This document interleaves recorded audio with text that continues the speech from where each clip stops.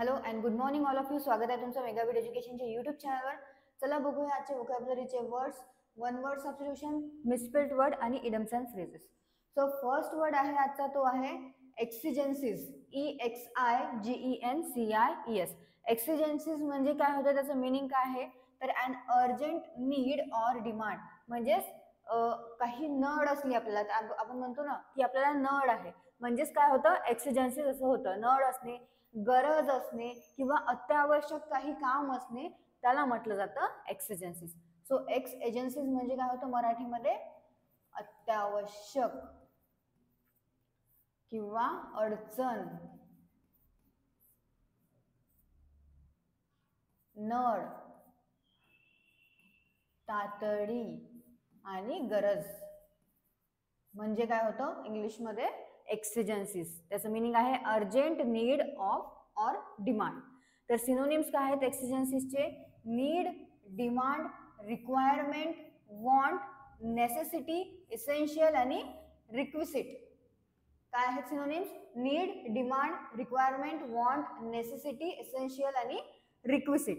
आणि अँटोनिम्स आहेत फ्रिव्हॉलिसनेस, ट्रिव्हॅलिटी, लेविटी आणि फ्लाइटीनेस. एकदा परत सांगते तुम्हाला त्याचे प्रोनाउन्सिएशन, तुम्ही एकदा मराठीमध्ये लिहून घ्या मी जे प्रोनाउन्स करत आहे ते. सो अँटोनिम्स काय आहेत एक्सिजेन्सीजचे? फ्रिव्हॉलियसनेस, ट्रिव्हॅलिटी, लेविटी आणि फ्लाइटीनेस. तर एक्सिजेन्सीज म्हणजे काय होतं? अत्यावश्यक, अडचण, नळ, तातडी आणि गरज. नेक्स्ट वर्ड बघूया. नेक्स्ट वर्ड आहे श्राउंडेड. SHROUDED. श्राउडेड. SHROUDED. श्राउडेड असं त्याचं प्रोनाउन्सिएशन आहे. श्राउडेड म्हणजे काय होतं तर cover or envelop so as to conceal from view. म्हणजे काय करणे, त्याला असं कव्हर करणे की ते कोणाला म्हणजे दिसलं नाही पाहिजे. कन्सील म्हणजे होते hide. Okay. So cover or envelop so as to conceal from view म्हणजे असं त्याला झाकून ठेवणे, असं त्याला कव्हर करणे की ते दिसायला नको, त्याला म्हटलं जातं श्राउडेड. तर श्राउडेड म्हणजे काय होतं? झाकलेले किंवा घट्ट गुंडाळून बांधणे. आणखी म्हटलं जातं की अस्पष्ट किंवा अंधुक म्हणजे काय होतं श्राउडेड.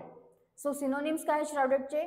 स्वॅथ, क्लोक, ऑब्स्कर्स आणि डिस्ग्विस. आणि अँटोनिम्स आहेत कॉन्स्पिशियस, स्टँड आउट आणि डिस्टिंक्ट. परत एकदा तुम्हाला सिनोनिम्स आणि अँटोनिम्स सांगते. श्राउडेडचे काय आहेत सिनोनिम? स्वॅथ, क्लॉक, ऑब्स्क्युअर आणि डिस्ग्विस. आणि अँटोनिम आहेत कॉन्स्पिशियस, स्टँड आउट आणि डिस्टिंक्ट. नेक्स्ट बघूया. नेक्स्ट आहे ॲग्रीव्ड. AGGRIEVED. ॲग्रीव्डचं काय मिनिंग आहे तर feeling resentment at having been unfairly treated. तर याचं मराठीमध्ये मिनिंग काय आहे तर दुखावलेला किंवा व्यथित, पीडित, नाराज, राग आणि कडवटपणा आलेला. आणखी म्हटलं जातं याला अन्यायाने संतप्त. तर दुखावलेला, व्यथित, पीडित, नाराज, राग आणि कडवटपणा आलेला आणि अन्यायाने संतप्त जो आहे त्याला काय म्हटलं जातं aggrieved. Feeling resentment at having been unfairly treated. ज्याला असं वाटतं की त्याला अनफेअरली ट्रीट करण्यात आलेलं आहे, त्याला फील होतं, त्याला काय म्हटलं जातं ॲग्रीव्ड.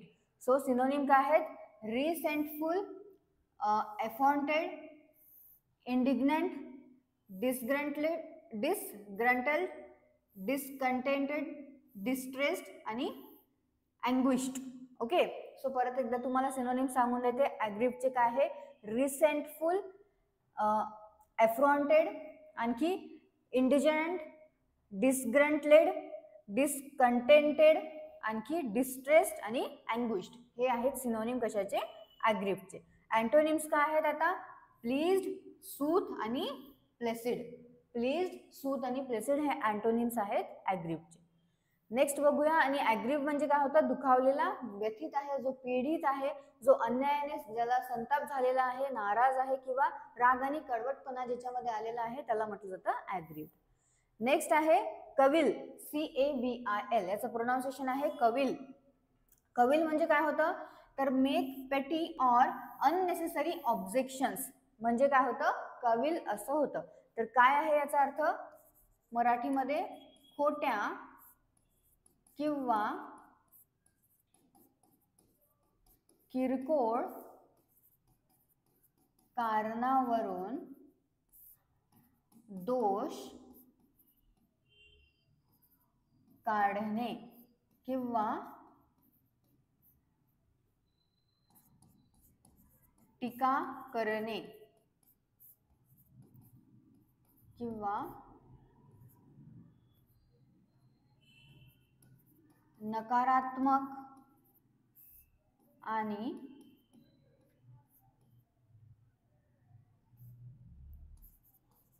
अनावश्यक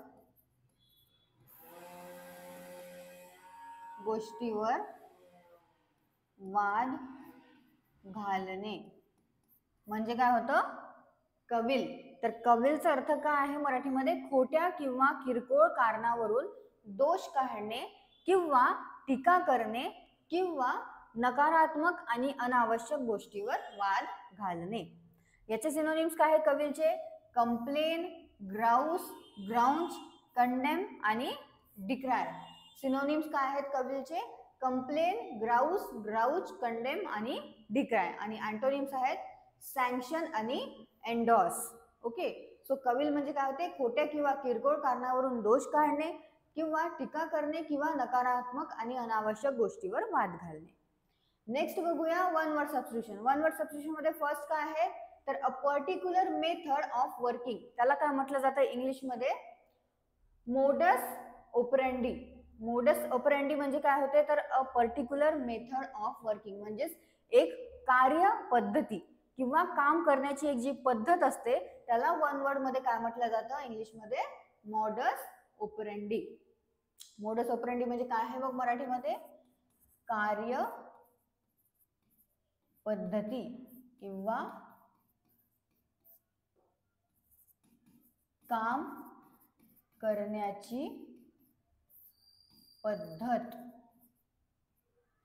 म्हणजे होतं मोडस ऑपरेंडी. नेक्स्ट आहे specially skilled in story telling. त्याला काय म्हटलं जातं वन वर्ड मध्ये, अ रँकटियर.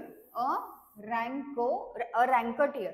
तर अ रँकटियर म्हणजे काय होतं, specially skilled in story telling म्हणजे जो काय आहे एक चांगला वक्ता आहे किंवा कथाकार आहे किंवा स्टोरी सांगण्यामध्ये, किस्से सांगण्यामध्ये जो माहीर आहे, जो उत्कृष्ट आहे त्याला काय म्हटलं जातं, अ रँकटियर.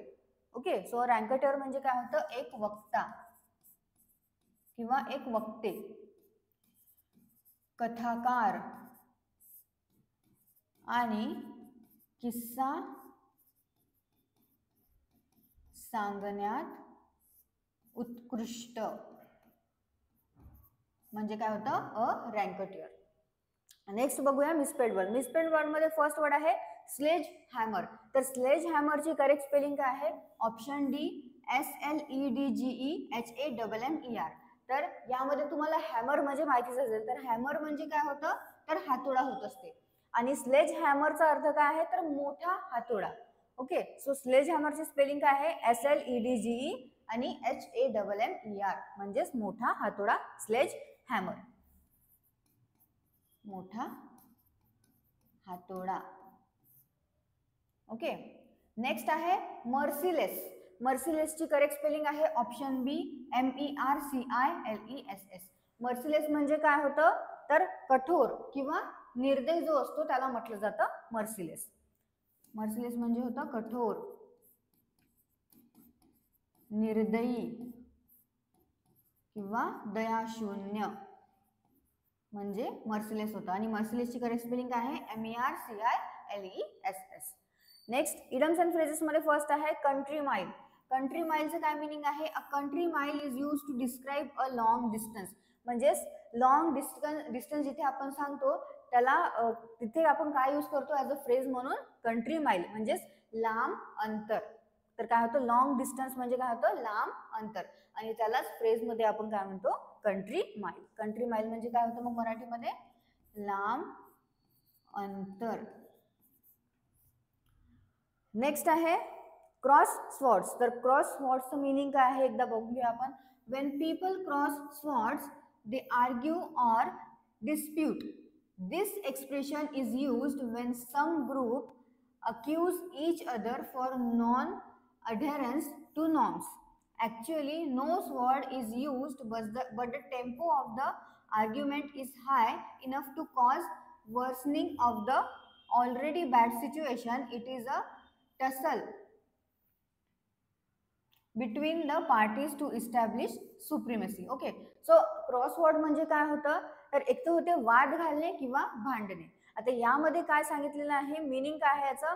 वेन पीपल क्रॉसवर्ड्स ते काय करतात आर्ग्यू करतात, आर्ग्युमेंट करतात, डिस्प्यूट्स करतात आणि ह्या एक्सप्रेशन मध्ये काय दिलेलं आहे की सम ग्रुप्स अक्यूज करतात इच अदर. म्हणजे एका दोन पार्टी जर असल्या, दोन पार्ट्या आहे, एकाचं जर भांडण झालं तर ते दोन्ही पार्ट्या मिळून भांडण करतात, आर्ग्युमेंट्स करतात.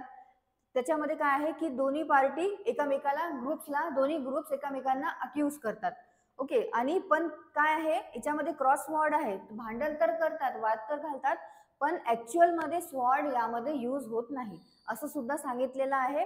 फक्त काय आहे की तो टेम्पो असा असतो, हाय असतो भांडण्याचा, की त्याला म्हटलं जातं क्रॉस नो स्वॉर्ड यूज होत नाही, पण फक्त तो टेम्पो म्हणून यूज करण्यात आलेला आहे याच्यामध्ये स्वॉर्ड म्हणून. ओके, तर ही आहे क्रॉसवर्डचं मीनिंग काय आहे साधा सिंपल ते आहे की वाद घालणे किंवा भांडणे. बाकीचं तुम्ही लक्षात नाही ठेवलं तरी चालतं, फक्त क्रॉसवर्ड म्हणजे काय होतं की वाद घालणे आणि भांडणे. जर दोन ग्रुप्स असले त्याच्यामध्ये जेव्हा वाद होतात, भांडणं होतात, त्याला म्हटलं जातं क्रॉसवर्ड. आणि फक्त याच्यामध्ये एवढं आहे की स्वॉर्ड म्हणजे तलवारी यूज होत नाही, फक्त होते भांडण.